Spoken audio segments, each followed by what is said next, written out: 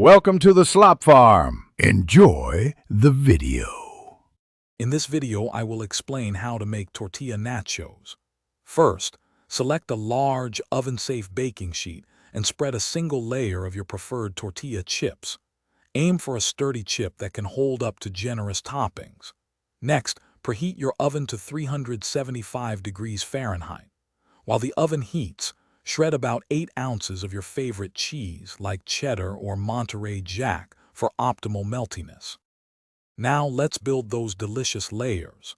Start by sprinkling about half of your shredded cheese evenly over the chips. This initial layer helps bind everything together. If you're adding a cooked protein such as seasoned ground beef or shredded chicken, distribute about 1 cup over the cheese. Then, add half of your other desired toppings like black beans, diced onions, or jalapeno slices, ensuring good coverage. It's time to finish layering and get these nachos baking. Add the remaining half of your shredded cheese over the first layer of toppings. Then, distribute the rest of your chosen toppings, ensuring every chip gets some love.